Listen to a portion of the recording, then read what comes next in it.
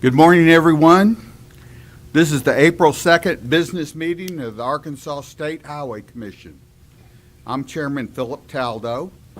Thanks, everyone, for joining us today.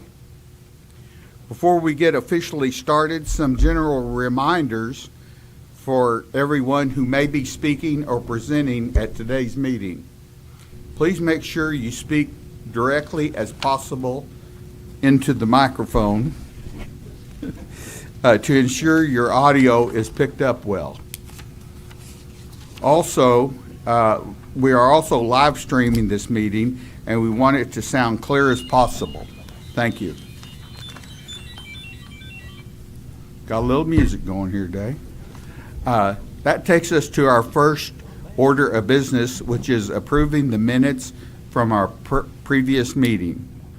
Commissioners, I trust that you all have taken a minute to review the minutes from our February 19 commission meeting. If there aren't any questions, I'll ask for a motion to approve the minutes. Motion. Second. We've got a motion and a second. All in favor say aye. Aye. Opposed, same sign. Thank you. Motion passes. Now I have the honor of introducing a very special guest. In February, we were planning to recognize the teamwork exhibited by our RDOT maintenance workers who went to Louisiana in January and worked alongside their Department of Transportation crews to help with snow and ice removal from Winter Storm Enzo. Did I pronounce that right, Enzo? But that got delayed because we had winter weather here in Arkansas to deal with early in February. So this morning we have joining us Joe Donahue, the Secretary of the Louisiana Department of Transportation and Development. Secretary Donahue, welcome to Arkansas and welcome to the meeting.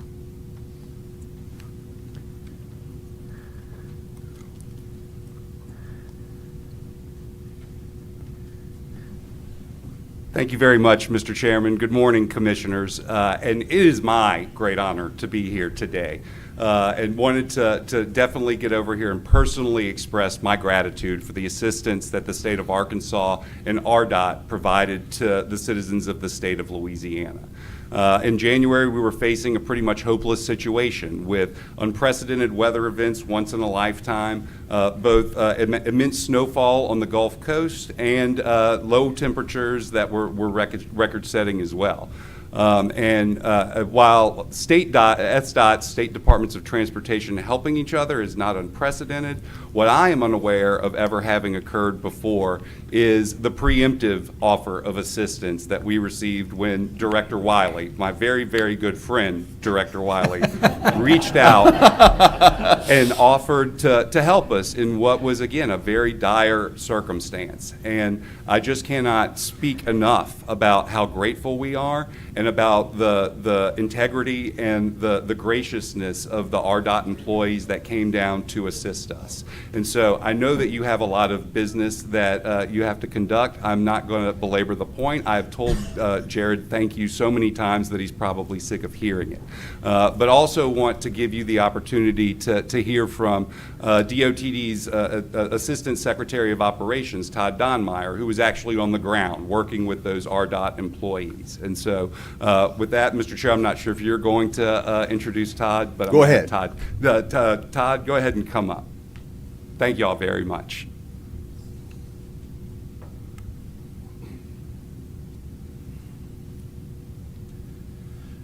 Good morning, everyone. Out of respect for everyone's time, I too will try to keep my comments brief. First and foremost, I'm very appreciative of the opportunity to be here today to speak to this commission. I have been with LADOTD for a little over 25 years and have been involved in just about every significant weather event during that time in one capacity or another.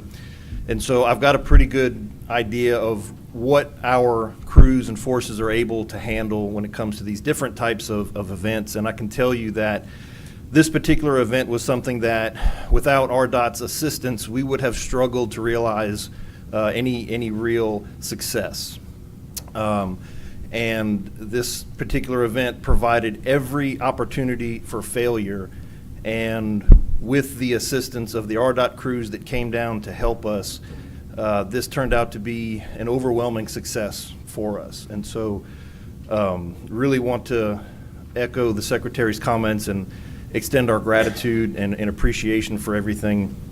I was able to spend some time in the field, on the ground, talking with the operators, spent some time in one of the plows, clearing the Atchafalaya Basin, something that I never could have imagined that I would have the opportunity to do, especially on I-10 in South Louisiana. And so I did spend some time speaking with those operators, and they spoke with tremendous passion and dedication about the opportunity that they had to come down and help out a neighbor. And so that was really inspiring to hear from those individuals, and it meant a lot. And overall, just want to say, on behalf of myself, all of LADOTD, and the entire state of Louisiana, thank you very, very much. And Louisiana stands at the ready to extend any assistance that the state of Arkansas may need in the future. Thank you very much.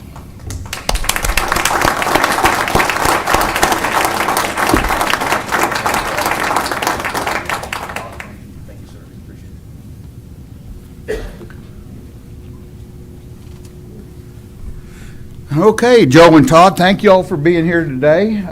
We'll see you again down in Death Valley. Is that Baton Rouge? Is that where?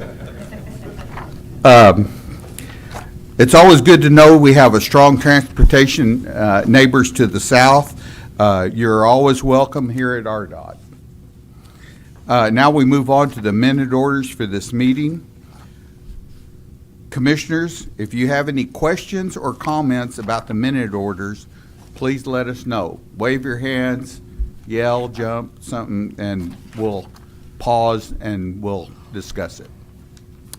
With that, I'll ask Dave Parker, our head of communications. Mr. Chairman, I got one more slide. Can I show it real quick about yesterday with these guys from Louisiana? Well, absolutely. We probably didn't get that in your notes here. I was just Thank you. racing ahead. Yes, sir.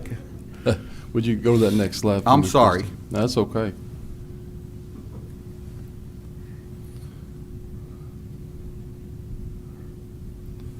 All right, so I wanted to just tell you guys what happened yesterday. So Joe and his crew came down, and we had an after-action meeting between our two agencies to talk about the storm and lessons learned. And if you remember, we had something similar with Missouri a few years ago, and we learned a lot of tips from them in combating winter weather. So it was a great event, a great exercise. We were able to recognize those 75 men and women who made the trip south to Louisiana to help out in the storm. So we're so proud of them and all the other support staff that was here in Arkansas that helped out.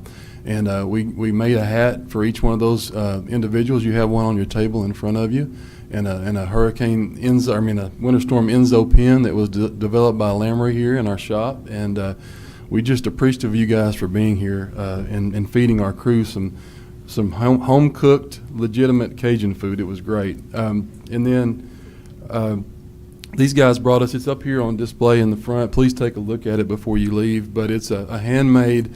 It's a replica, as you see on the screen there, of the boot between the University of Arkansas and LSU. But it's to commemorate the event, the cooperation that our two agencies experienced over this winter storm. So we're so thankful for this. We're going to proudly display this in our trophy case outside. But I want to call your attention to those silver lines on the bottom of the map. That's really neat there. Those represent the roadways that our crews worked so hard to clear for 5 days around the clock in conjunction with the LADOTD crews. So thank you guys, Joe, Barry, Todd, Chad, for being here. We appreciate your partnership and collaboration. Look forward to working with you for many more years. Thank you, Mr. Well, Chairman. that was worth cutting me off for there. So thank you. That was very good. Thank you Yes, very sir. much. Yes, sir. Now, we move on to the minute orders. Commissioners, if you have any questions or comments, please let us know. With that, I will ask Dave Parker, our Head of Communications, to present the minute orders. Dave? Yes, sir. Yes, Mr. Chairman. Beginning with minute order 1. As always, simply approves the actions of the purchasing committee.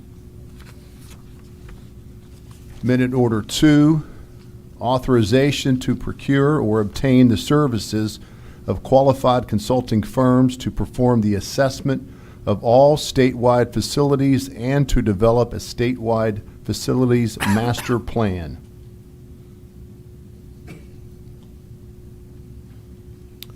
Minute order 3, authorization to proceed with improvements at 6 railroad crossings.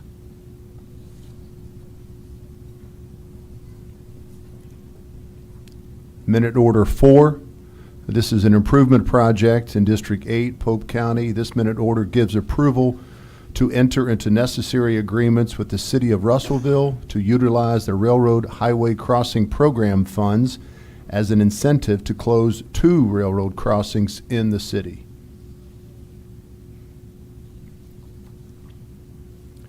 Minute order 5, this minute order takes us to Pulaski County. Approval to purchase the property adjacent to the central office complex where we currently are to make the necessary improvements as funds become available.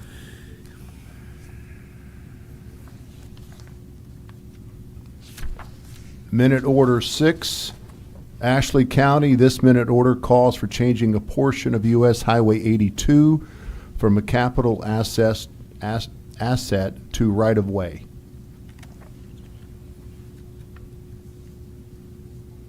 A similar minute order 7 in District 6, Garland County. This is a request to change a portion of Highway 270 from capital asset to right-of-way.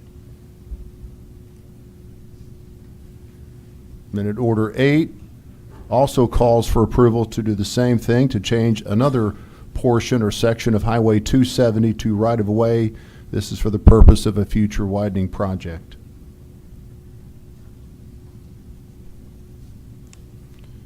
Minute order 9, Phillips County, an improvement project. This minute order calls for the authorization to enter into necessary agreements with the Mississippi Department of Transportation for the design, construction, to rehabilitate the Highway 49 bridge over the Mississippi River as funds become available. And finally, minute order 10, District 9, Benton County. This minute order requests authorization to partner with the City of Pea Ridge, Benton County, and the Pea Ridge National Military Park for the purpose of making various improvements to the area.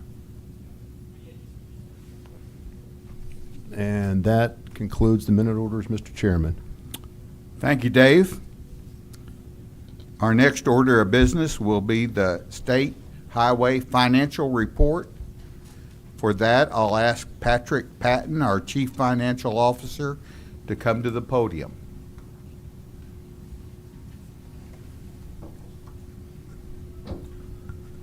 Good morning. Thanks for our LA DOT people being here Thank you very much. as they exit. They don't want to hear me.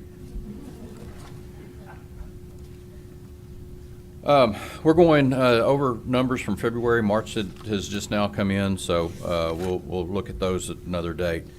As we look at our budgeted expenses versus actual, as you can see, all categories are under budget. Overall, we're under budget by $29.7 million or 22%. If you special allotments, if you look at that last line down there, just to tie in with the conversation with LADOT, so far we've gone through $5 million of salt that we've reimbursed the districts for so far. We've still got about $5 million left that we're thinking maybe $3 or $4 million will hit this year to replenish our salt reserves for any future events. Along with that, just to kind of give you a highlight of what we've encountered so far as expenses for winter weather for 24-25, we've cumulatively with material, salaries, all the costs that go with it, about $10.5 million has been dedicated to our winter weather events. The winter weather Enzo was just under $500,000. So, $11 million, a lot of money, but it went to help the citizens of Arkansas and LADOT also. And just to stop you right there, so, and the LADOT did reimburse us for those costs, so we only incurred the cost of the effects of Enzo in Arkansas and Louisiana, even though we partnered with them, they were the ones who covered the cost for that. I just wanted to point that out. Yes, correct. And Thank Derek's working on that, I think, currently to satisfy that agreement and get that reimbursement taken care of. Great.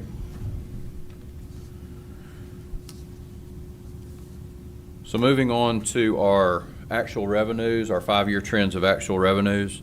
The motor fuel, we're at 2021 levels right now. Registration fees, we're moving a little closer to 23 levels. The other category is flat, along with interest, we're flat with 24 levels. As you can see, natural gas severance has gone down. We're back to 2021 levels. Security Reserve Fund is flat.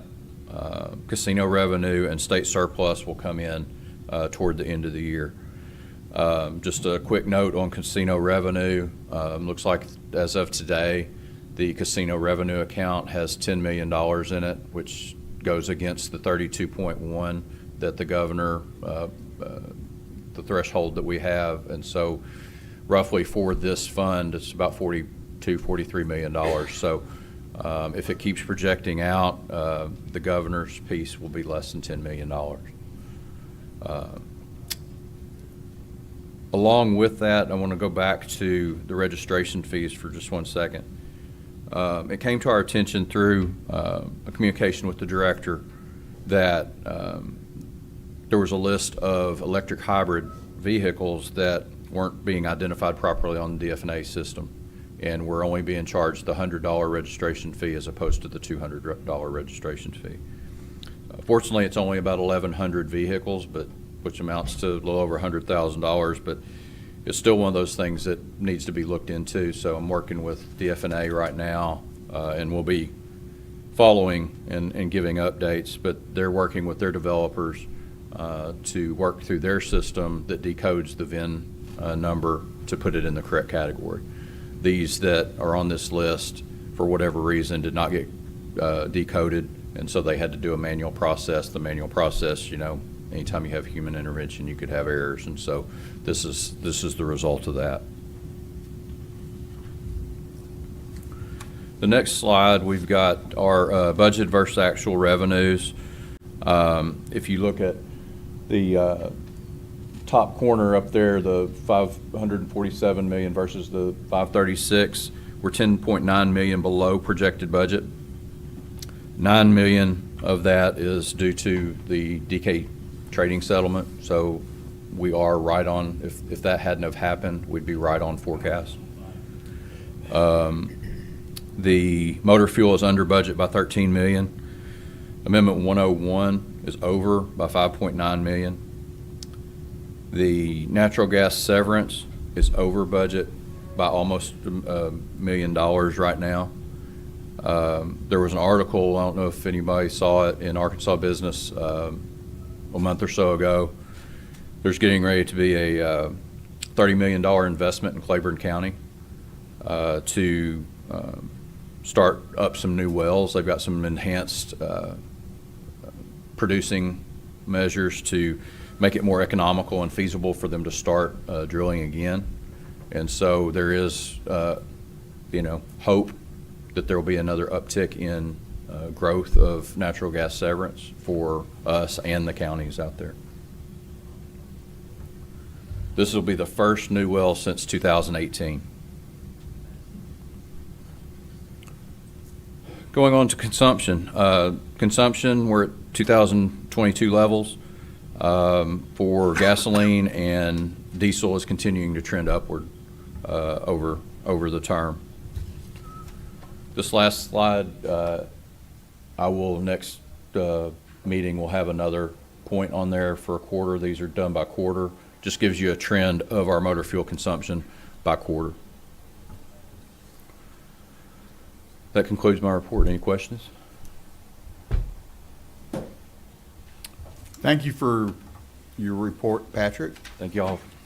And with that, I will turn things over to our director, Jared Wiley.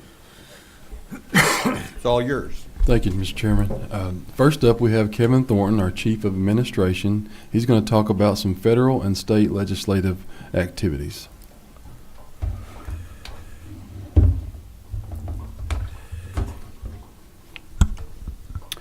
Thank you, Director Wiley.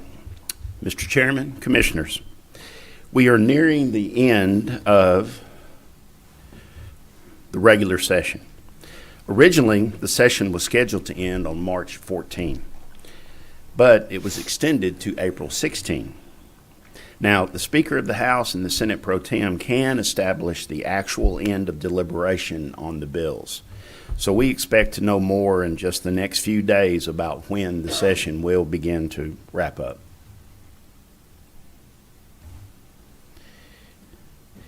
If you think there's been a lot of activity during this legislative session, you are correct. To date, over 1,400 bills have been filed, which is more than the total filed in 2023 for the entire session. Throughout all of this activity, we have been successful with our legislative package. 7 of our bills have been enacted.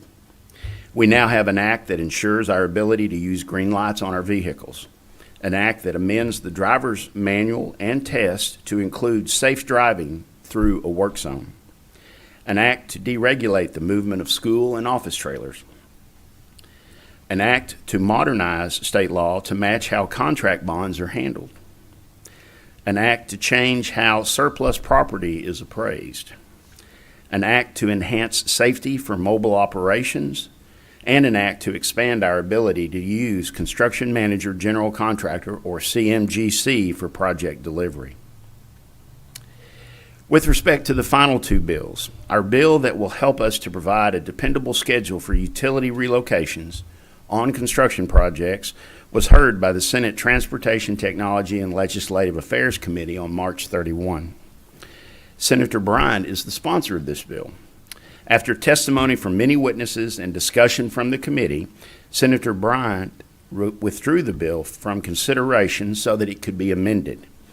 The primary change to this bill will remove the ability of the department to withhold issuance of permits to a utility that did not or has not met the agreed-to schedule.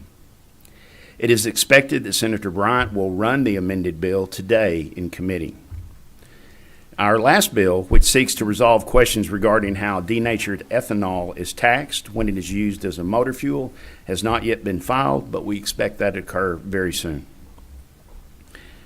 I would also like to update you on an additional bill that was not part of our legislative package. This bill, which has now been enacted, increases the payment of benefits to beneficiaries of certain public employees that are killed in the line of duty while serving in a hazardous position. It raised it from $150,000 to $250,000. Not only has the amount been increased, but this act now includes our employees that are working on our roadways. We are grateful to the legislature and to the governor for enacting this bill that provides this increased benefit. Taking a look at potential amendments to our state constitution. The Arkansas Constitution allows the legislature to include up to 3 amendments on the general election ballot. The House has narrowed their list they are considering to their top 5. The Senate has not yet taken any action on their amendments. However, we expect that the Senate State Agencies Committee will be voting on their amendments today after the Senate adjourns. 2 of the Senate amendments would impact the department. There are no amendments in the House that we believe would impact the department. Both of the Senate amendments were filed by Senator King, and they are still under consideration. One will change how future members of the Arkansas Highway Commission will be selected and confirmed.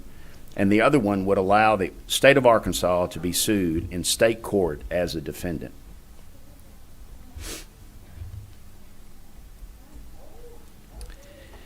Now, turning your attention to the federal level. So far, this federal fiscal year, we have been operating under a continuing resolution, or CR. The previous CR expired on March 14. On that day, Congress passed and the President signed another CR that will provide funding until September 30, which is also the end of the 2025 federal fiscal year. So, the entire 2025 federal year will be under a CR, and we will not need an appropriations bill to keep the federal funds flowing. It is unusual for an entire year of federal funds to be provided through a CR. The last time this happened was in 2013. While most CRs only provide funding levels at the previous year's levels, this CR does include an increase in funds for 2025, and that increase will fully fund the expected IIJA levels. So that's very good news. Now, while this CR does provide full funding for 2025, it does not include any congressionally directed spending or earmarks. So, you may be wondering, what about the $140 million in congressionally directed spending that we previously discussed with you?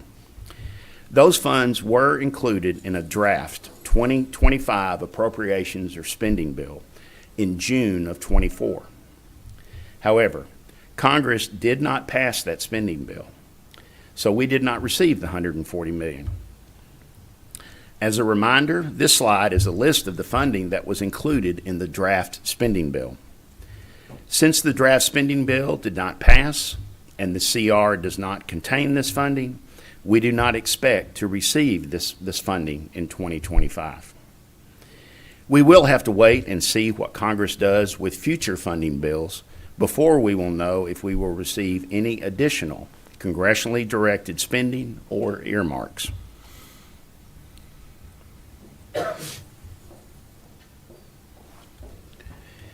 I reported to you in our last meeting that some of our federal funds have been paused.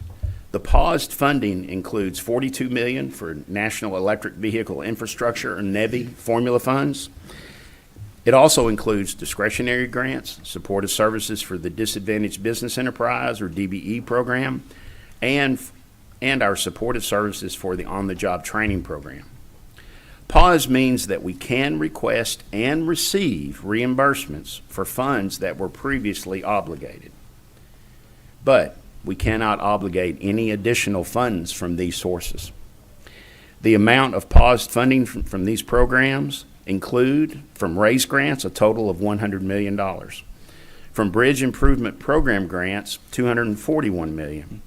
And that includes only half of the $393 or $394 million that was received by Arkansas and Tennessee for the Interstate 55 Bridge Replacement Project. The total amount of paused fundings, including the NEVI funds here in Arkansas, is approximately $383 million. As of today, these funds are still paused. We have not received any additional guidance or instructions regarding them. We are still proceeding with the affected projects with the expectation of receiving these funds. Director Wiley, that concludes my report. Thank you, Kevin. Any questions for Kevin?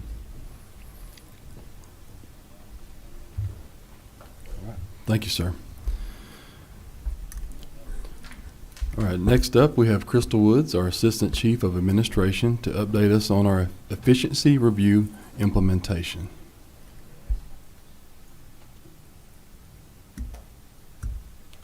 Good morning. Morning. Today, I will be sharing 2 significant steps forward in terms of the progress we've made since your last meeting.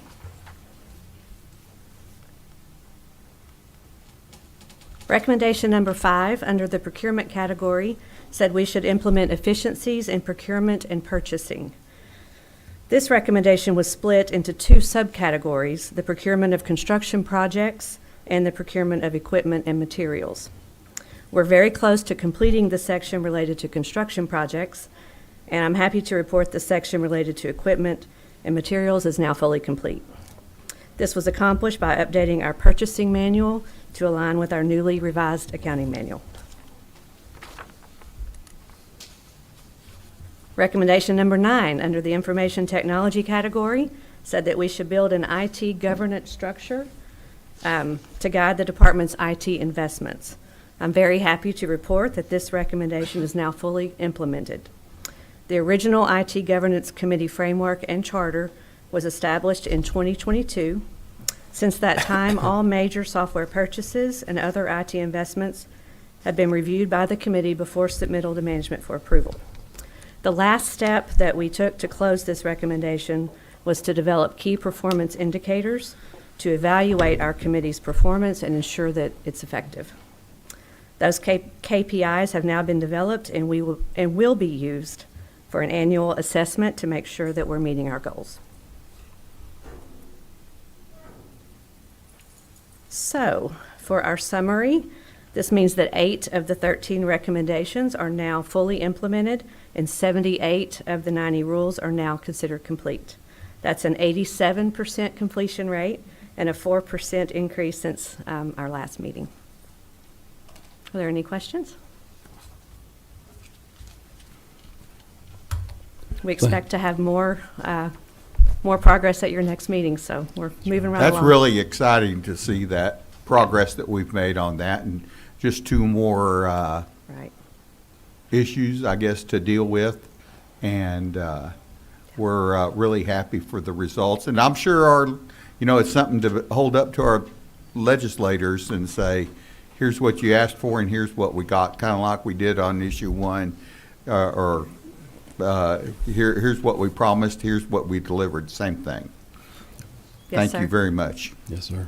Thank you, Crystal. Exactly right. And our staff's been working hard on getting this done, and we expect to have all recommendations fully implemented, hopefully by the 1st of next year. So great progress there.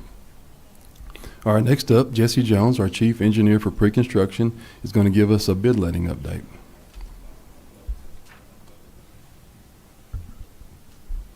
Thank you, Director.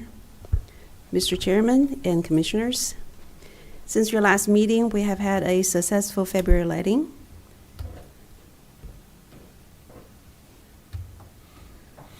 In our February letting, we awarded 31 projects for $93.6 million. There were 83 bids submitted from 32 different contractors. 22 highway projects were awarded, as well as 9 county projects. Next, I will highlight a few projects. The first project that I would like to highlight is located in Saline County. This project will make westbound ramp and frontage road improvements along Interstate 30. Going from east to west, which is from the right side of the screen to the left, we will add a entrance ramp east of Congo Road overpass, convert the existing westbound I-30 entrance ramp to an exit ramp, which is just west of the Congo Road overpass, and then remove an existing exit ramp located east of Highway 5. Between the exit ramp, the new exit, let me see if I can, between the new exit ramp and the on-ramp west of Highway 5, the frontage road will be widened to 3 lanes.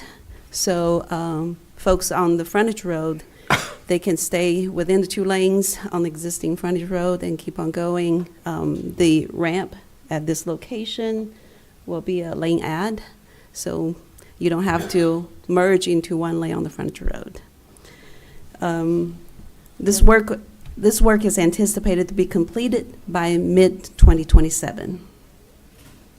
Jesse, I'm excited about that project. That's something that the community has been asking for as long as I've been on the commission, and Mayor Farmer, and we've got a lot of community support for that to take the heat off of the interstate traffic that's turning around through their local roads. Yes, ma'am. Yes, ma'am. So the next project will take us to Lafayette County. This project will resurface 13.3 miles of Highway 29 and 160 in the vicinity of Bradley. This project also includes minor shoulder widening on Highway 160. We should expect this project to be completed later this year. Next up is a project in Randolph County.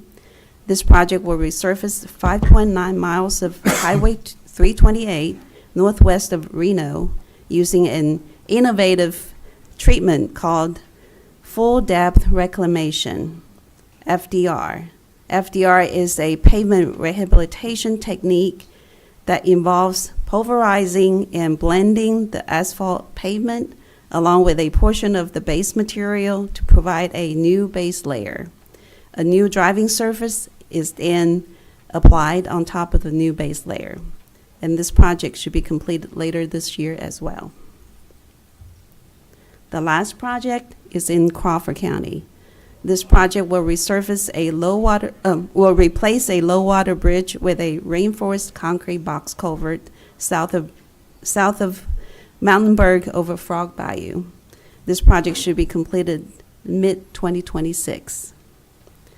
Looking ahead, we're anticipating 29 projects totaling approximately $42 million in our April 9th letting. And this concludes my report, Director. Thank you, Jesse. Any questions for Jesse? All right. Next, Rex Vines will give us an update on our construction and maintenance activities around the state.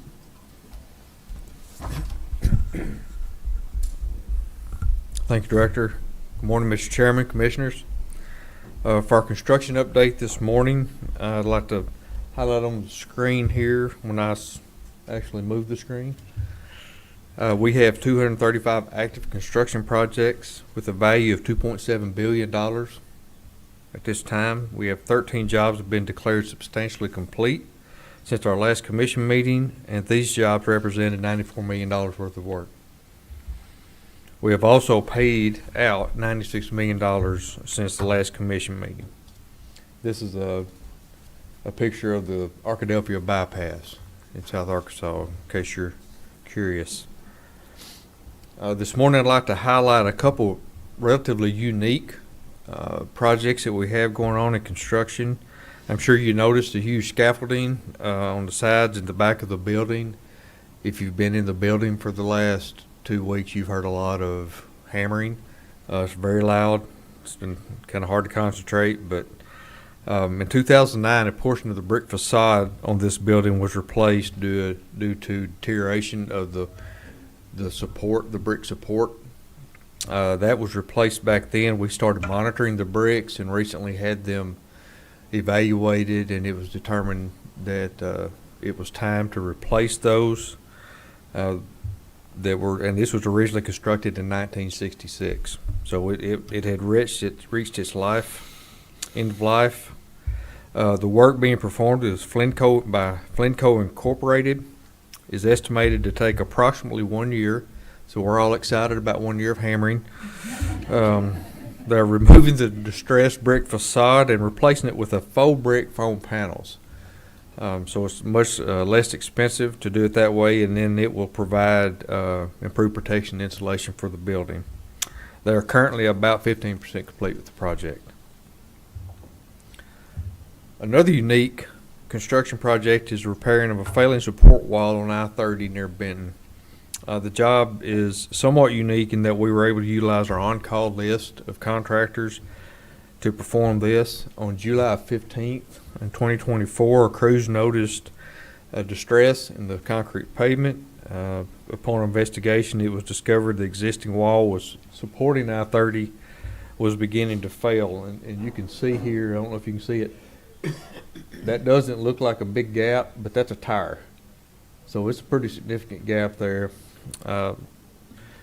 So on July 15th, when the crews reported the distress, we executed a contract in August of 2024 with Geostabilization International for a little over $3 million.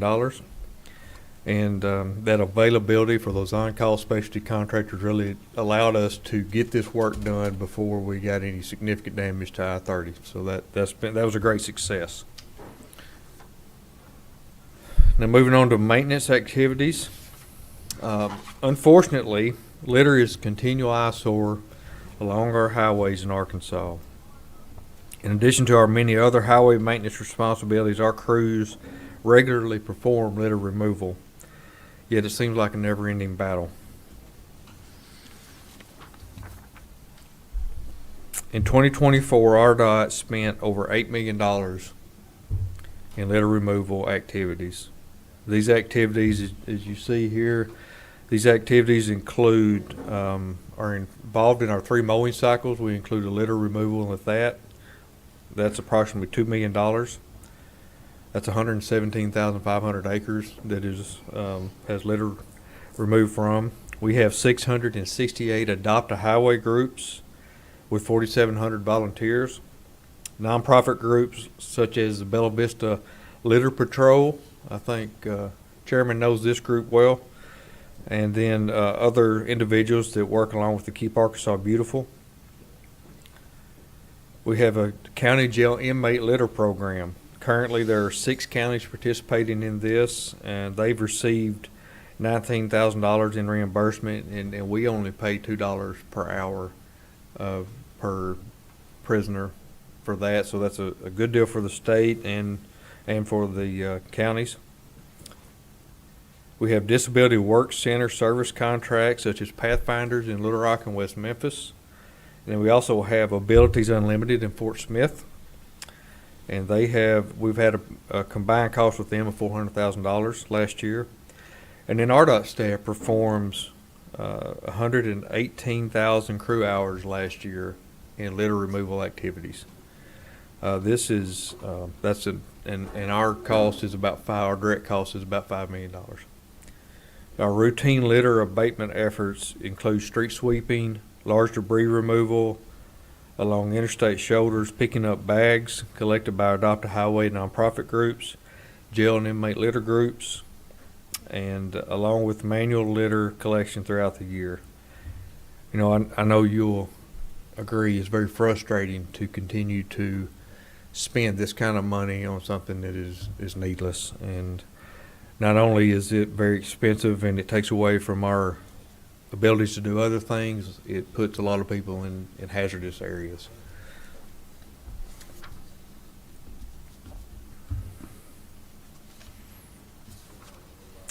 So this year we decided to try something new to maybe draw some more attention to this problem. So we, on March 19th, RDOT maintenance crews across the state spent the entire day doing nothing but picking up litter. We hope that would be a great visual. People would see that. We hoped we would get a lot of litter cleaned up, and we did. We named this a spring cleanup, and it corresponded with Keep America Beautiful's Great American Cleanup that takes place the spring of every year. And again, we were hoping to draw attention for that, and we'd estimated that we collected 6,150 bags of litter on that one day.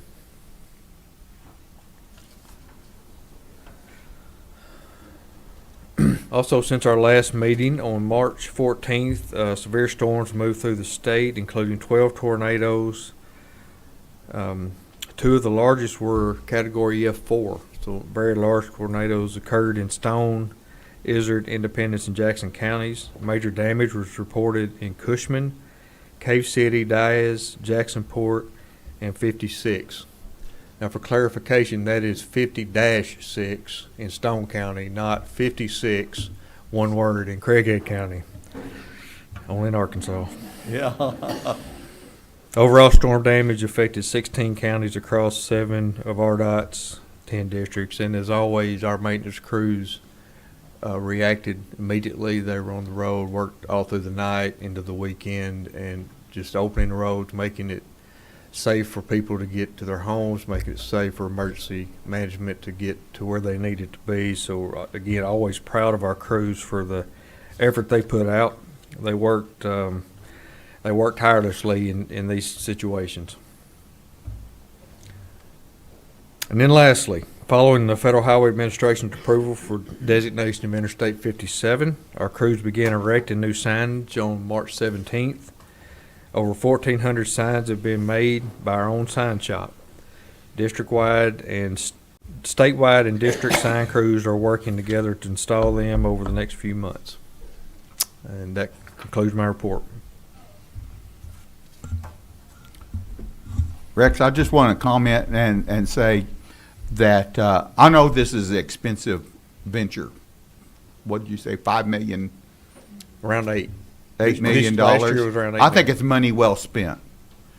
You know, and the visitors that we have coming in from out of state, especially, they judge a state by what they see when they cross the border. And everywhere we have a entrance point from another state, you know, I think that they pay extra attention to it.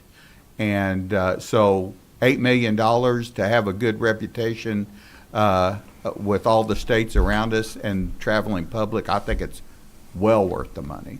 Agree. I just wish people would quit littering and we could spend it on something else. Thank you for your Do we have any idea, do we have fines? Then do we get to collect the fines for littering? I don't believe so. So we do have fines. I think it's up to $1,000 per occurrence. But Do I'm we not- receive that I'm not money, or does sure. that go in the general I'm fund? not sure where that goes. Michelle, do you know where that funding goes? I believe it's through the officer who writes the ticket, so it would go through those County. counties. So similar to our highway police actions, then it sounds like, so when they write a ticket out there, that funding goes to the county, not to the agency. Thank you, Michelle.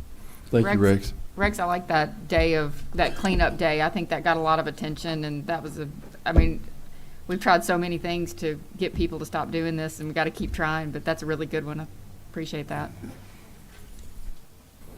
All right, as you've seen, it's been a busy couple months here, and things are moving quickly, and we're so appreciative of all of our staff's hard work in all of our areas. And Rex, please thank those maintenance crews for getting out there and cleaning everything up that day.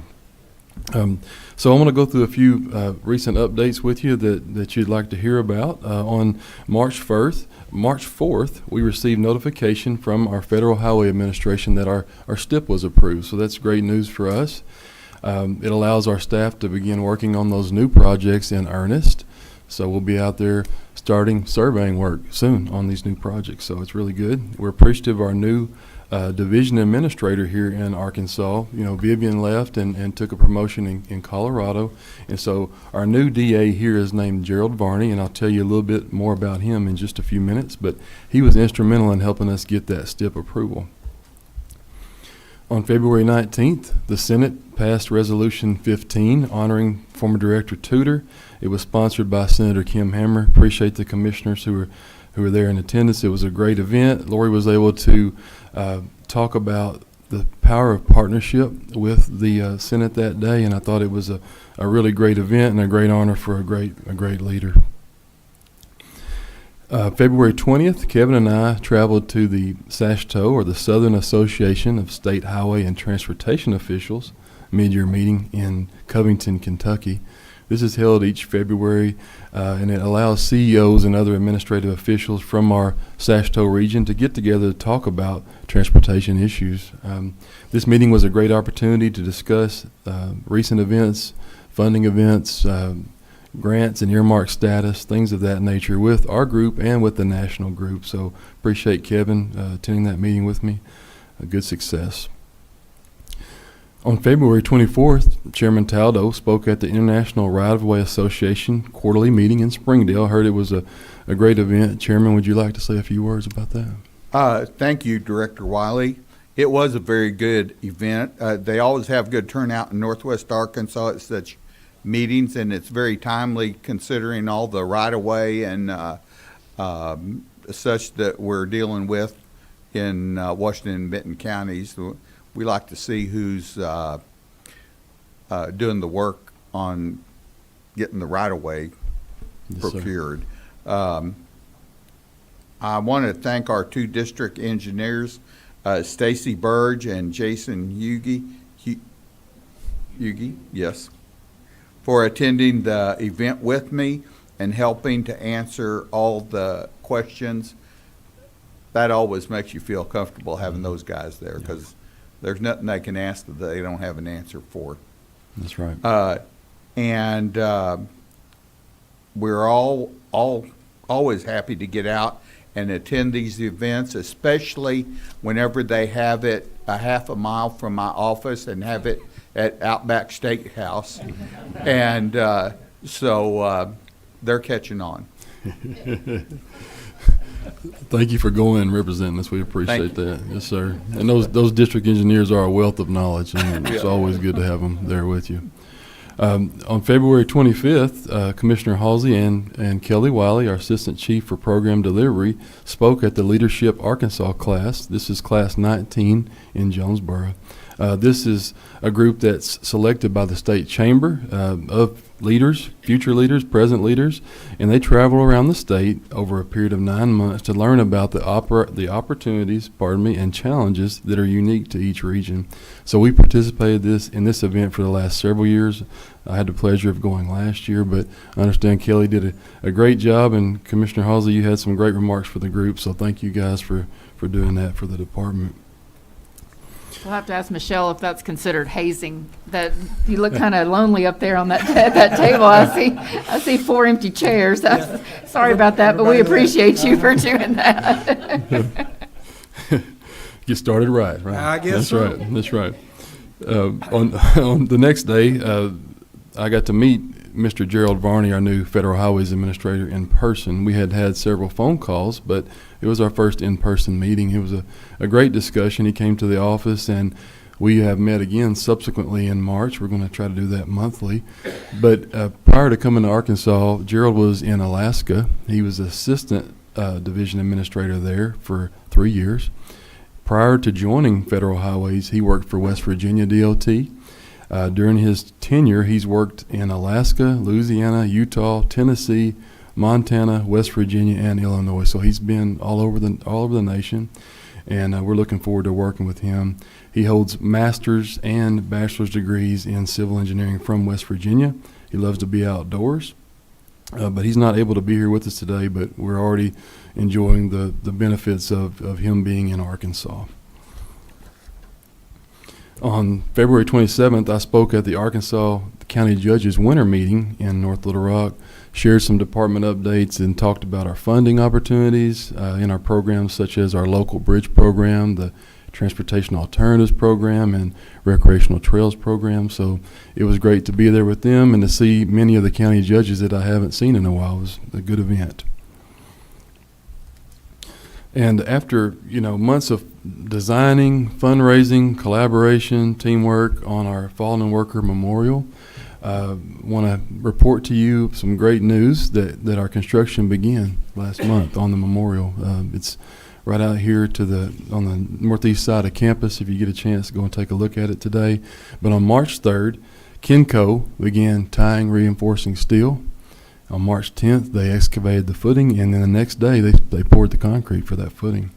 On March 25th, concrete was poured for the 2 towers. So I'm going to play a time-lapse video of that operation, and I'll talk about the rest of the monument while that video is playing. Let me try it here, Christy.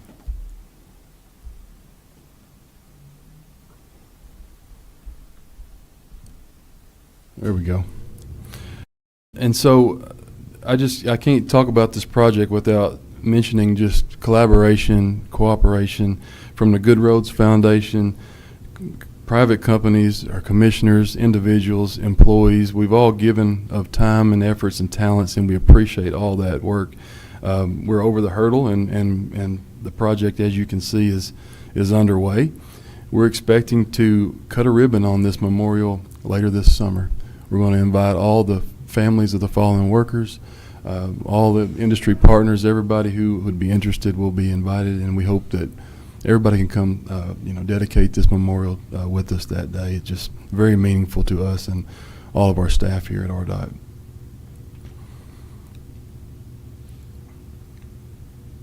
So the towers will be poured, they're in place, and then they're going to lift those towers with crane. The plan was to do that in the next couple weeks. With the weather moving in, it may, that area is a little wet sometimes, so it may be a couple weeks after they planned. But those towers will be stood in place, and then the rest of the work will begin in earnest to finish up the memorial.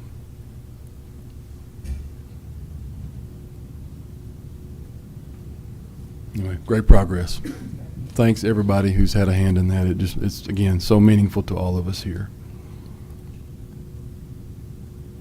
All right, next I went to Magnolia to talk to their Rotary Club on March 6th. Talked about some general RDOT information, updates about the department, projects in the area. Folks always love to hear about when those projects are coming. They love to see those overlays, and we're glad to be able to provide those. We had a good dialogue there with the group, great question and answer session. That's my favorite part of these presentations, taking questions and being able to try to answer those for the group or get back to them if they stump me.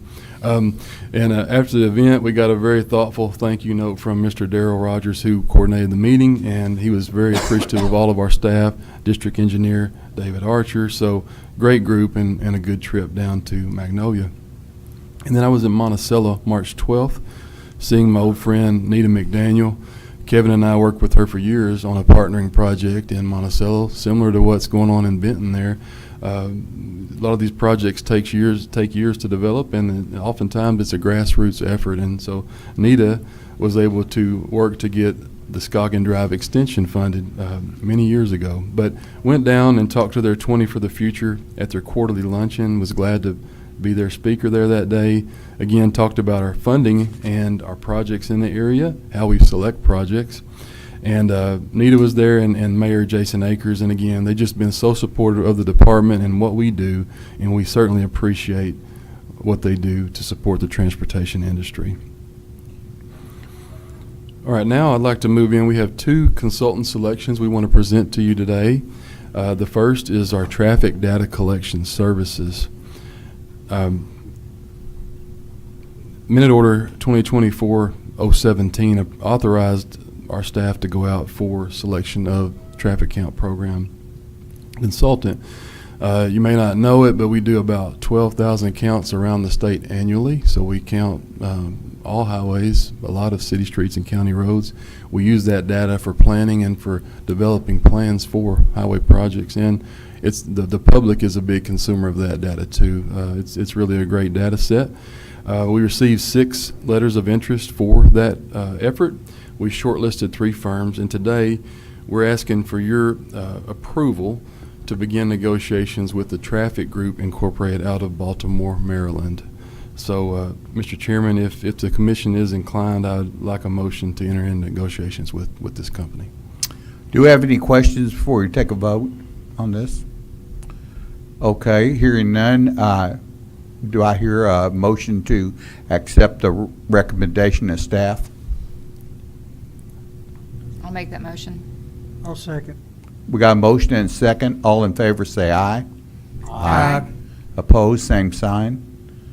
There you go, Director Wiley. Thank you, sir. Appreciate that.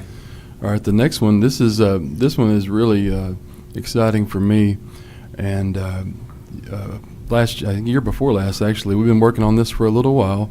You gave us approval to solicit advertisement for a consultant to build us a geospatial right-of-way data set. So what that means is we're going to be able to go out and see on the aerial map where all the commission property is, the boundaries of all that property, all the detailed information about those parcels, deeds, and all that will be linked into this system. It's very exciting. Looking forward to implementing this. But we got a lot of interest on this one. 18 firms were seeking to work with us on this. We shortlisted 5 firms. Today, again, we come to you with requesting approval to negotiate with the Sanborn Map Company to develop this software for us. Okay. I'll make that motion to approve. Okay. We have a motion. Do we have a second? Second, I also have a question. All right. How long will it take to implement, to get this up and going. So once we enter into negotiations, they'll show us their man-hours, their estimates on milestones to complete, and we'll know more at that time. The preliminary estimate I'm hearing is 2 to 3 years. Yeah, it's going to take a little time. We have And a will lot that be of. open to the public, or is that just for our use? We'll make it available to anybody who wants to see it. Yes, sir. We're open book here. With a lot of the data that you see out there, there are holes where the commission owns property now, and we'll be able to fill in those gaps with this information as well. So That's great. It's going to be really good. Yes, I agree. Director Wiley, is that on a, I don't even know what I'm talking about, so bear with me. Is this on a Google map whenever it's presented? Will we? Yes, great. I'm familiar with that. I don't know, we don't have to go to some other product out there Yes. to. So, yes, sir. So what we'll do, we'll have our own internal system. Okay. Viewer with the back end that's a spatial database. But yes, all this will be exportable into any format, to Google, to ArcGIS, whatever geospatial software you use, it'll port out to that. So yes, sir. Be fantastic. Okay, we've got a motion and a second to follow the staff's recommendation on hiring this company to do this project. All in favor, say aye. Aye. Opposed, same sign. All right. Thank you for that. Motion is approved, sir. Yes, sir. All right.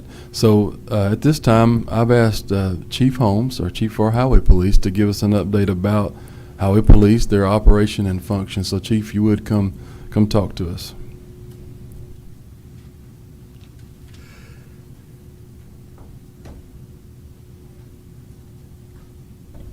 Good morning. Thank you, Director, Mr. Chairman, Commissioners, and guests. I'm Jeff Holmes. I'm the Chief of the Highway Police Division of the department. And I want to give you a little overview of our structure and some of our responsibilities of the Highway Police Division. The Highway Police, or the State Road Patrol, which was the first statewide law enforcement agency, was created by Act 229 of the 1929 legislative session. The legislators saw an increase in vehicles on the roads and wanted a statewide law enforcement agency to monitor the traffic and, most importantly, to protect the taxpayer investment in the highways and bridges. So the 12 officers, I think that's Ross Batson on his first day, right? But the 12 officers were placed under the Highway Commission and were tasked with protecting our roadways. In 1979, after several name changes, the name was changed to the Arkansas Highway Police. So we were the first state law enforcement agency. Later on in 1989, the Arkansas Transportation Safety Agency was another state agency that did truck motor carrier inspections. That agency was abolished by the state legislature, and those duties were transferred to the Highway Police. We've got 5 districts. Each one of our districts encompasses 2 RDOT districts. We got some satellite offices around the state. There's one in West Memphis, one in Russellville, one in Barling, of course here in Little Rock, and down in Hope. Most of the ones besides West Memphis are located at RDOT district headquarters.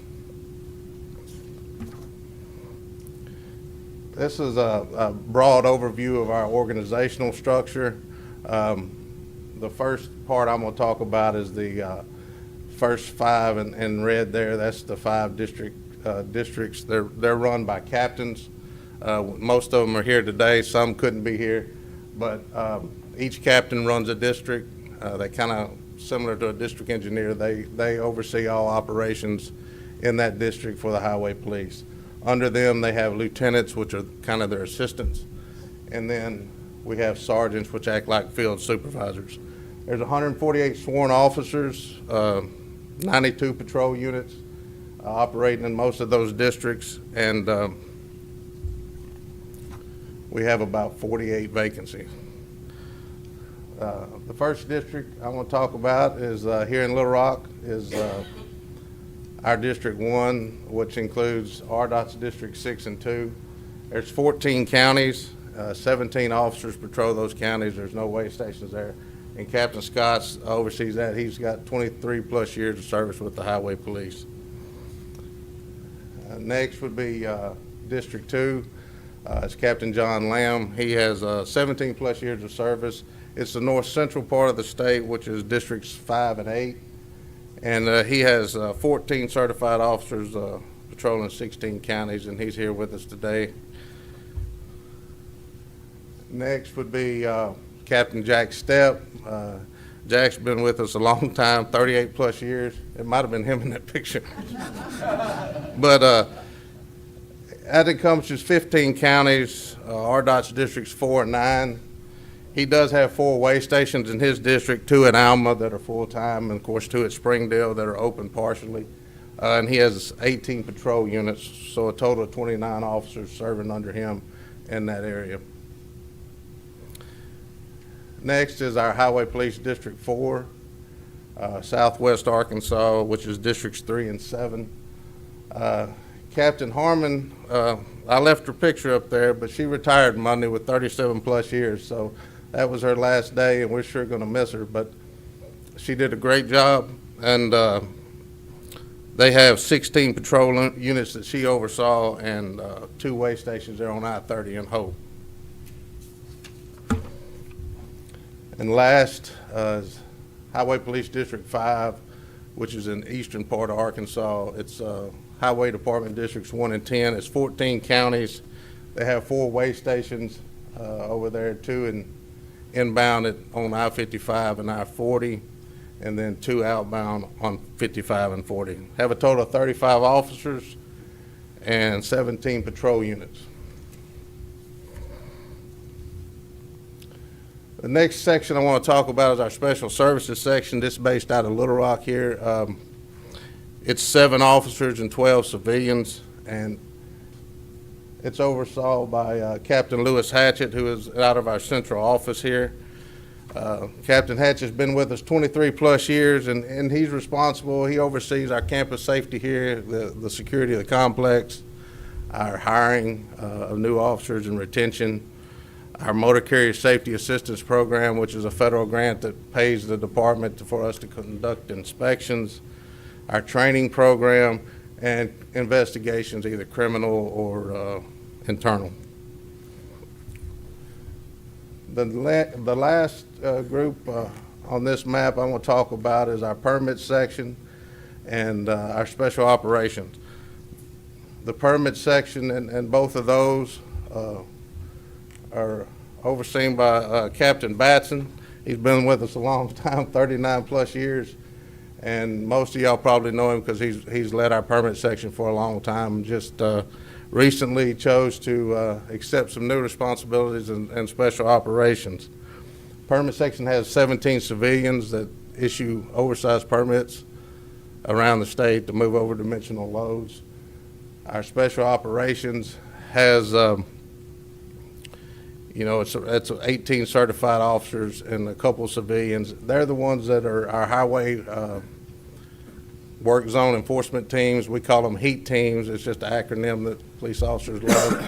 But and also they oversee our K-9 program, our criminal interdiction program, our fleet services, and the maintenance on our weigh station facilities. Speaking of weigh stations, we have 10 weigh stations across the state. 6 are operational full-time. This is probably the most recognizable thing of the highway police. Every truck goes through there, most trucks anyway. 4 operational part-time. In 2024, there was 3.3 million trucks weighed, mostly at our weigh stations. Patrol units weighed some, and we collected just under $600,000 in overweight penalties based on weight violations, tickets issued by our officers. That's one of the few tickets we write that a small portion comes back into the department, and that's by state law. Traffic tickets and the rest of the tickets, they go to the county that are issued in. Also, a big part at our weigh stations and on roadside is truck inspections. This authority came to us from 1989, the abolishment of the Transportation Safety Agency. In 2024, we screened just under 5 million trucks and conducted just under 60,000 truck inspections. Those are done on roadside and at our weigh stations. And to put it in perspective, about 15% of those trucks were inspected had such serious safety flaws, or the driver had such a serious safety flaws, they were placed out of service. So our officers go out every day looking for unsafe trucks, and they do a great job getting them off the road. And out of those just under 60,000 inspections, they discovered just under 48,000 violations. Another very popular section of the highway police is our permit section. In 2024, they issued just a little over 164,000 permits and brought in just under $18 million in revenue to the department. That picture there is a kiln from 2023. It drew quite the fan base when it come across, traveled through Arkansas. I know Commissioner Hake was there. And the reason we chose that picture is to highlight the collaboration that our permit section does with other parts of the department, our bridge engineering group, our district engineers, our maintenance crews, highway police, state police, local police, the Arkansas Department of Emergency Management. It took over 6 months of collaboration to allow that move. 3 or 4 years ago, that move would have never happened. So it just speaks volumes to the 17 people that work in our permit section and everything they do. Another thing, big important aspect of our job is to assist our maintenance crews out here on the road. In 2024, our officers logged around 8,000 hours assisting their area maintenance supervisors with emergency pothole repair, bridge deck repair, emergency lane closures, roadway closure, ice and snow removal, water over the road. We promote our officers to develop relationships with the area maintenance supervisors and the district engineers. So if they're needed at a last minute, we go and help. And every little bit, anything we can do to save a life, we do. This is to highlight our work zone safety program. This really picked up pace in August of '23 with the passage of the work zone camera bill. I knew it was a big deal when we did it and got it through the legislature with close to 80% support, and Governor Sanders signing it into law. But when you go to different meetings around the country, this is what everybody wants to talk about. How in the world do you get it done? How can we get it done? From the Federal Motor Carrier Safety Administration to Highway Patrol in the southern region to just today, Texas. So it's a great thing. We have a dedicated highway enforcement team. We call them, like I said, the HEAT team. They work in all these 3 work zones. We have cameras in all of them, and you can see from the data up there, crashes are down in all of them. And 67 and 49 are newer. They haven't been active as long, but it's already making a big difference. When we first attacked the Benton work zone, the 4 or 5 officers that were sent there to work it were treated like royalty in Saline County. Everywhere they went, they were thanked. And it didn't take but about a month, and you didn't have to look at the data to know it made a difference, because getting home and getting here got real easy. So I'm real thankful for them and everything they've done. And the final part of the highway police I want to talk about is probably the most internet famous at the time, and the most talked about right now. And it's something that we just brought back, and I'm very proud of their accomplishment. It's our K-9 program. And as you can see, K-9 Officer Max a little more serious than Jackie.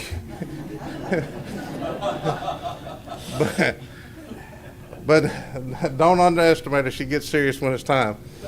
So from the time I started in the highway police in the early 90s, we had a K-9 program, and it went all the way up until mid-2000s. Matter of fact, two of the captains I showed used to be K-9 handlers, Jack Steps here today, and they were nationally known. Our officers went around the country teaching how Arkansas did things to make our roads safer by getting drugs and criminals off the street.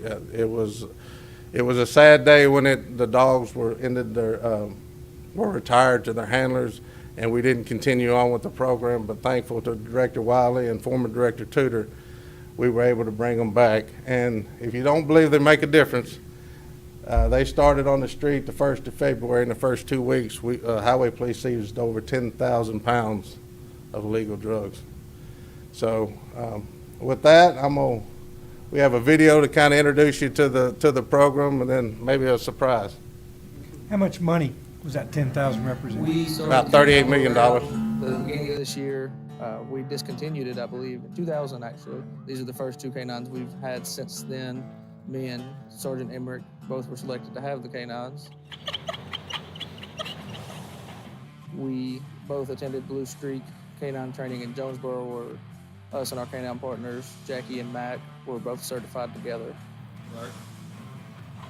Right. I've been through several schools since I've been employed with the agency, and K-9 handling school was definitely the most challenging, but it's also the most rewarding to see it actually all come together out on the street. Since we've got out last month, we've already got over 5,000 pounds of narcotics off the street. I stopped a truck for a safety inspection. I ran Mac, he alerted at the back of the trailer, and 4,900 pounds of marijuana was found. I don't think that some of the stops that we've made would have happened without them. Arkansas law requires us to do 16 hours of training each month, no matter what. So you gotta train every day a little bit. We'll get with other agencies and practice on bite scenarios.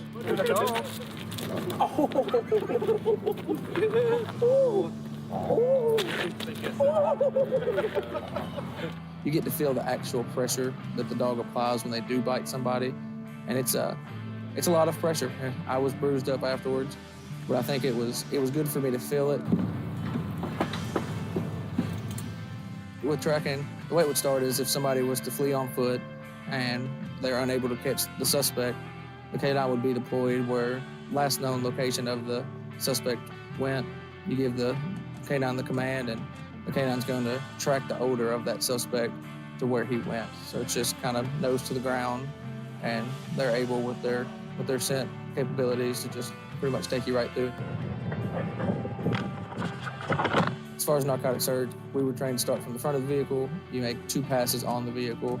Most of the time, if there is narcotics in the vehicle, you can tell by the dog's demeanor will change. The sniffing behavior, they'll close their mouth, and it's almost like a deep breath in, deep breath out. You know, they're most likely in the odor of narcotics, and then once they can pinpoint the exact location, our K-9s are trained to sit and or lay at the odor of narcotics.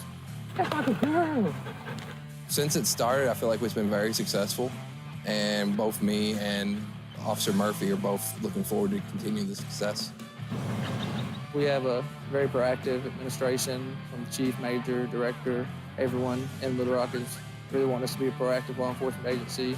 It's another tool that at our disposal that allows us to do criminal interdiction, fighting narcotics, and helping other agencies.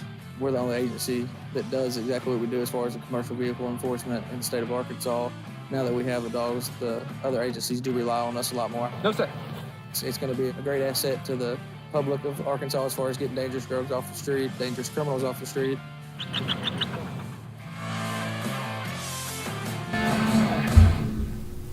And I want to welcome in K-9 Mac and Sergeant Emmerich, and K-9 Jackie and Officer Murphy. Thank y'all. Don't sit, that ain't a good sign.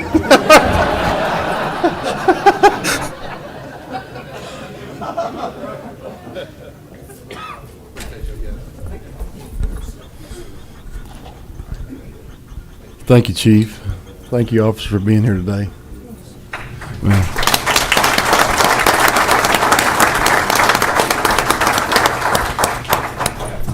Yes, sir. Sir.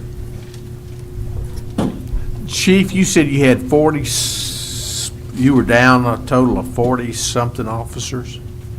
That's Yes, sir. out of how many? Just under 200. So but you have active about 150. 50, so, I mean, you're, percentage-wise, that's substantial. It's a lot better than it was, and we're making a lot of progress. Okay, I was wondering, is this normal?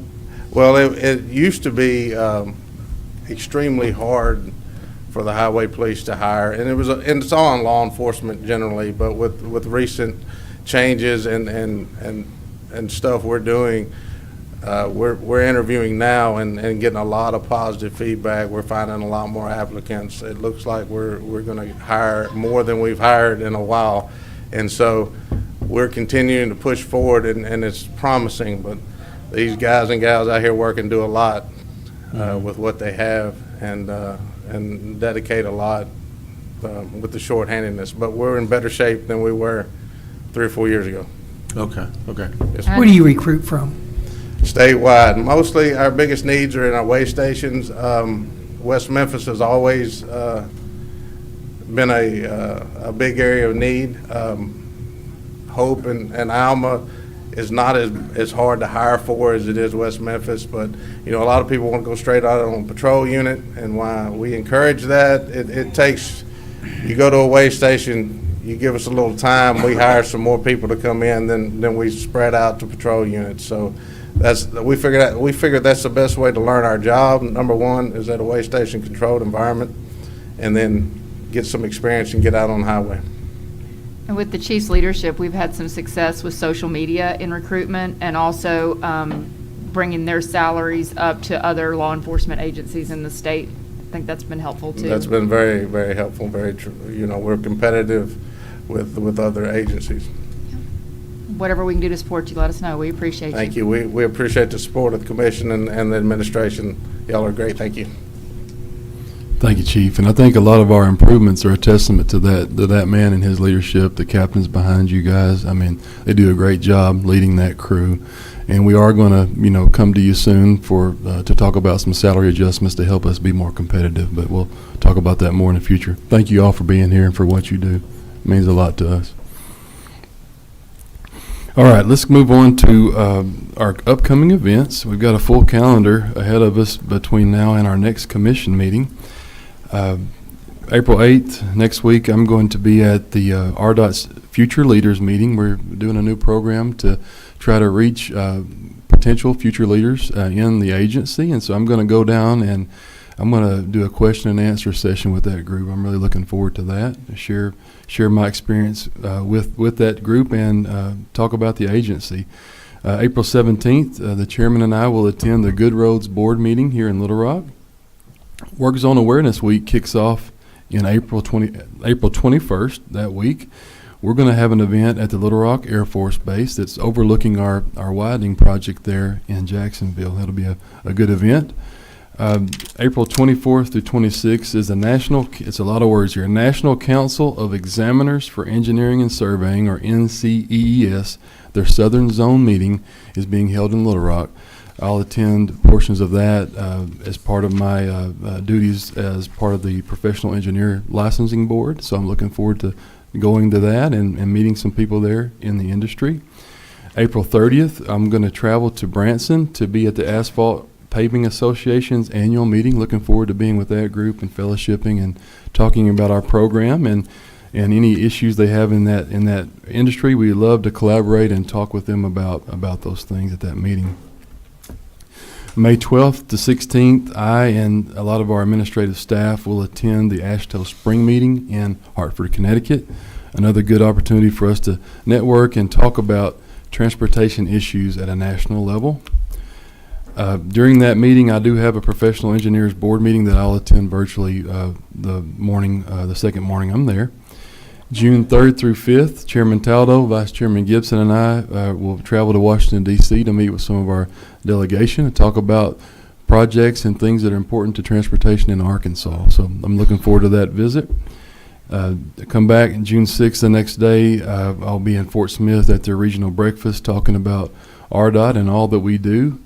The rodeo is, the finals will be June 12th in Central Arkansas. Looking forward to that event. It's always a great event for those operators and their families to come out and showcase the skills. We have a lot of talented men and women here on our crews, and it's just a good time for them to be able to showcase their abilities. June 13th, I'm going to go to Hot Springs to talk with the West Central Planning and Development District at their meeting. And then we'll be back here June 18th for your next commission meeting. So a lot of things going on. A few other items before I close. As you know, we teamed with Tennessee we'd heard about it before, previous meetings. This meeting, we're going to replace that Interstate 55 bridge there, that vital connection across the Mississippi River for freight and people. Recently, that project was awarded to Kiewit Infrastructure South. We know Kiewit will do a great job. They handle projects of this scope and magnitude very well, so we're excited about them taking on this project. Just to recap, this is the largest grant project, the largest grant award that we or Tennessee have ever received, and it's the largest project that Tennessee has ever undertaken. So it's going to be a big project, and it's a much-needed project to protect our infrastructure for the future. The remaining cost of that project, in addition to the $394 million grant, will be borne equally between Arkansas and Tennessee, estimated at about $250 million apiece. We appreciate our congressional delegation for their support and advocacy for this grant. Behind me, you'll see some awards that we received last month. The ones on the left, these are awards we received from the Arkansas chapter of the American Council of Engineering Companies, or ACEC. They had a gala in Chenal Valley Country Club, and our Assistant Chief Engineer of Design, Mike Fugit, was there, and our Division Head of Bridge, Rick Ellis. They were there to receive the awards on behalf of RDOT. We received 3 awards that evening. The first award was for a project that replaced 3 bridges on Highway 133 over Big Creek in Cleveland County near Rison. Michael Baker International, they were the consultant that designed that project, and it was built by Robertson Contractors. The second award was for dock improvements made to our Peel Ferry dock in Marion County. This ferry is the only active remaining ferry service in Arkansas. It takes Highway 125 travelers across Bull Shoals Lake up to northern Arkansas just south of Missouri. Mobley was the contractor on that project, and it was designed by Garver, LLC. And the third award was for projects that replaced the Highway 51 overpass over Interstate 30 in Clark County. Garver was the consultant who designed that work, and Kiewit Infrastructure South Company built that work. We're thankful for these awards. We appreciate Michael Baker International and Garver for their continued work on many department projects, and we value their work here a great deal. Thank you, guys. All right, on March 17th, the 3 awards on your right side of the table were presented to us from the Arkansas Asphalt Pavement Association at their annual Partnering and Leadership Summit. The Asphalt Pavement Alliance developed this awards system to recognize high-quality pavements around the country. They have 3 categories, and you can see we were proud to report that we received awards in all 3 categories. I believe this is the 3rd year we've done so. The first award is for perpetual pavement performance, and it's on a 5-mile section of Highway 82 in Union County.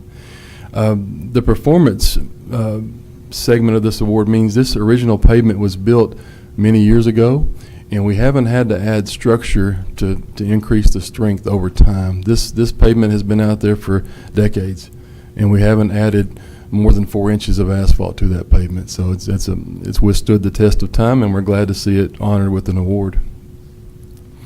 The second award is for conversion. So this award is usually given to a concrete pavement that has failed or has some issues, and it's converted to an asphalt driving surface. So in this case, our Interstate 55 project that Delta Companies is building, we're rubblizing that old concrete pavement, and we're coming back over the top of it using that rubbleized concrete as a base and put an asphalt overlay over top of that. So we're excited to see that 4-mile project win that award.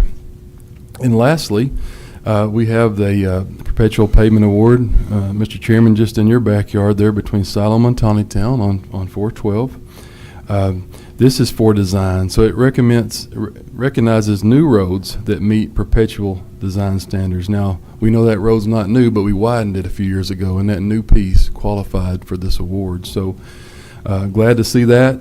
Apex Central built this project several years back, and I want to thank Park and his team over at AAPA for all your partnership with RDOT. And speaking of partnership, we have 3 more special guests here with us today, and I'll introduce those guys in a minute. We want to make a habit around here of recognizing good work when we see it, and we've teamed with AAPA to issue partnering coins to individuals who do just that. We want to collaborate, enhance safety, communication, innovation, and excellence in this program for our asphalt project. So 3 of our employees, I'm happy to report, received partnering coins last year, and they're here with us this morning. If you guys, when I call your name out, if you would stand and be recognized. We got Kyle Battenfield, we have Joe Ferguson, and Robert McCollum.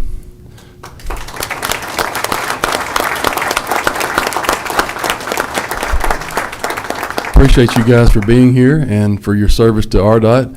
If you'll humor me, I'm going to read a little bit from your award submittal. So we'll give you a little more recognition here, and thank you for your service. So in September, Kyle Battenfield, our senior inspector for Fayetteville, he was awarded the partnering coin by Apex Central for his work on our Weddington Interchange project. So I'll read you a paragraph from his nomination.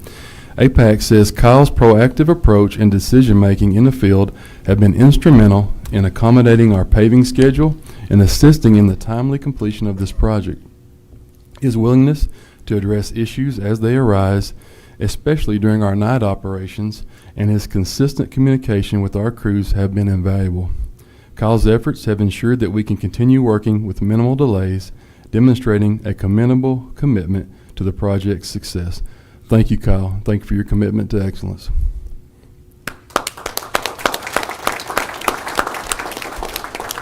All right, in November, Mr. Joe Ferguson, our senior inspector in Paragould office, he was awarded a coin by the Delta companies for his work on that Interstate 55 project I just showed you in Mississippi County. Delta companies said if Joe had concerns about anything on the project, he was always pointing them out and working as a team to resolve the issue. If Delta had issues, he was just as open to hearing and seeing their concerns. A prime example was one time they swapped traffic into Stage 3, and there was a concern early on as to how the taper at the end of the job was placed. After discussing the situation, Joe was willing to help us create a safer work zone for the traveling public and for our construction workers. On this project, we had 2 bridges that had to be elevated to create more clearance under them. These bridges were closed to the traveling public for 30 days. During this time, Joe worked diligently to resolve any unforeseen situations that arose. Even as we were in the final hours of completion, which was rather late in the night, Joe was there to ensure that the work performed and was done in accordance with the specifications. So thank you, Joe, for your service and your dedication.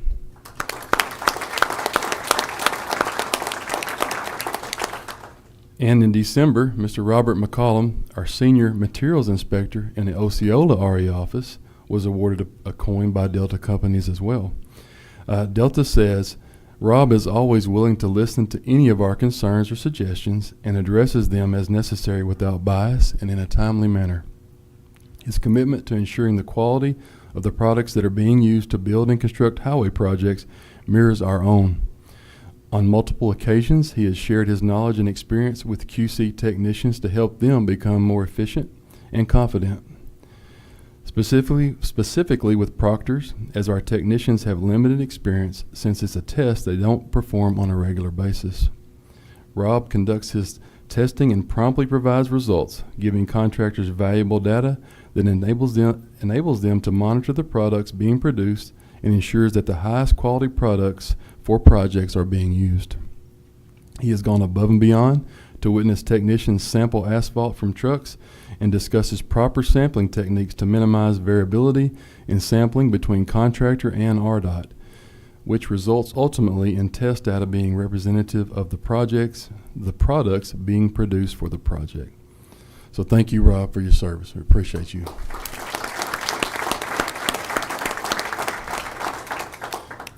Thank you guys for being here today. And Commissioner, you know, we're just thankful. We're blessed with such great staff, and we wish we could recognize them all today, but we're glad to recognize these three gentlemen. At this time, I want Dave Parker to give you a brief update about our Street Smart program.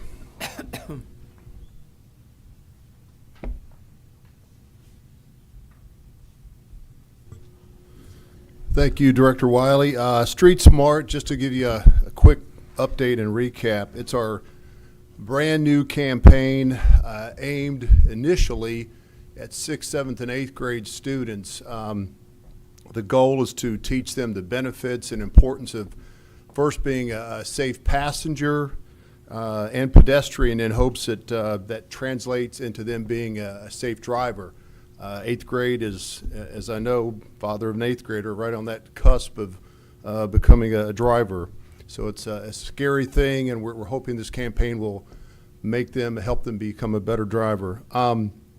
There's a team here at RDOT working with our consultant, CJRW, working with the Department of Education. We've been busy meeting since last October, discussing, and now we're at the point of creating scripts for 13 different videos that you will see.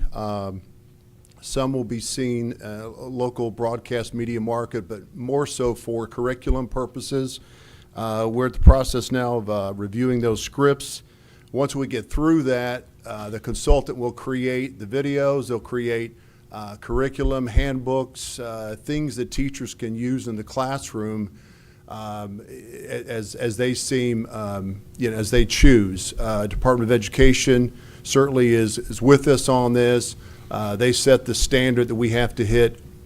CJRW has to hit to make sure that the curriculum is up to par. It's a very aggressive goal to get this campaign started. We're looking at this coming school year. You may recall that this is modeled somewhat after the Georgia Department of Transportation implemented a similar program just about a year and a half, 2 years ago, and former Director Tudor saw it and challenged us to take it on, and we're doing so. Once these videos are approved and the production starts, the faces of the campaign will be 17 to 22-year-olds. They have they'll cast those characters, if you will. Once the scripts are approved, they'll shoot the videos, and away we go. The goal for this is to, of course, one day expand this to younger, K through 7 or K through 5, excuse me, and then, of course, into high school, with curriculum being a little different based on the age. I hope by the June Commission meeting that the videos will be done or nearly done so that I can show you a sample of it. If you have any questions, I'd be happy to answer, but it's a good campaign, very important campaign on a very aggressive schedule. Thank you. Thank you, Dave. Mr. Chairman, that concludes my report. Thank you, Director Wiley. Is there any other business from our commissioners today? I appreciate everyone being here today, and thank you to those watching on our live stream. I would be remiss if I didn't, and I should have mentioned this at the beginning. Commissioner Keith Gibson is here, but he's here virtually. He wasn't able to be here today, but he has been participating virtually. And I just wanted to say that T-shirt's really nice, Keith, and those swim trunks. You didn't know that camera was on there, but anyway. And I also would like to mention one thing that really just came up this morning. I was watching CNBC this morning, and they're all talking about tariffs and tariffs this and all over the place. And Director Wiley, have y'all given any thoughts maybe to analyzing how these different tariffs on steel and different things like that may affect our budget and operations? Yes, sir. It's on our minds as well. I think over the last few bidding cycles, we've seen prices stabilize. And so we're wondering what these tariffs may do, especially to some of our steel and those types of projects, bridge projects. So we're going to be taking a look at that, Mr. Chairman, and trying to gauge what impacts might be. And we'll look at that and report back to you next commission meeting. Ultimately, I think that next bid letting is going to be quite telling for us. And we'll be talking about that as we travel to Connecticut to see what other states are doing as well. Yes, sir. Good deal. I appreciate y'all staying on top of the news, because it travels fast today, and the ramifications travels fast. Yes, sir. I want to thank our staff for doing such a good job putting everything together today. And without objection, that will conclude our meeting. Everybody have a wonderful day.